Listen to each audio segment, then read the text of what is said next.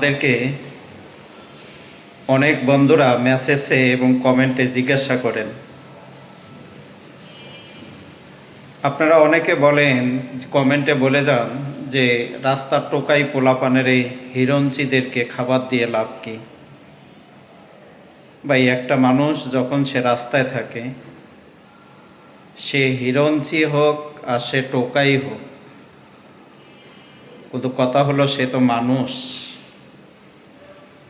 তা মানুষ হিসাবে মানুষকে ভালোবাসা, এটা হলো আমাদের দায়িত্ব এবং আমাদের কর্তব্য। অনেক বন্ধুরা আমাদেরকে কমেন্টে বলেন যে এই রাস্তার টোকাইদেরকে খাবার দিয়েন না, হিরঞ্চিদেরকে খাবার দিয়েন না।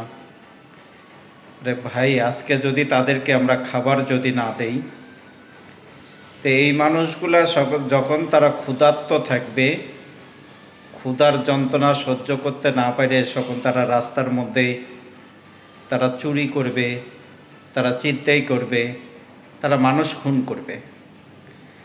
আর এই অসহায় টোকাই, যাদেরকে আপনারা টোকাই বলছেন, যাদেরকে আপনারা হিরঞ্চি বলছেন, আর এই মানুষগুলোকে যখন আমরা দুই বেলা খাবার দেব, তা খাবারটা পেলে তারা কোনো চুরি করবে না, তারা কোনো ডাকাতি করবে না, তারা কোনো ছিনতাই করবে না। আর যখন তাদের পেটে যখন ক্ষুধা থাকবে, যখন তারা খাবার পায় না, তখন ক্ষুধার যন্ত্রণা সহ্য করতে না পারে এই মানুষগুলা তারা চুরি করবে, তারা ডাকাতি করে। তো যেসব বন্ধুরা আমাদের কমেন্ট বক্সে এই কথাগুলো লেখেন যে রাস্তার হিরঞ্চি টোকাই এদেরকে খাবার দিয়ে লাভ কি, তাহলে অবশ্যই আশা করি আপনারা বুঝতে পারছেন, অবশ্যই বোঝার চেষ্টা করবেন। কিন্তু কথা হলো ভাই, যে কে টোকাই কে হিরঞ্চি এটা দেখার কোনো বড় বিষয় না। সবচেয়ে বড় বিষয় হলো সে মানুষ। সবচেয়ে বড় দেখার বিষয় হলো যে সে মানুষ।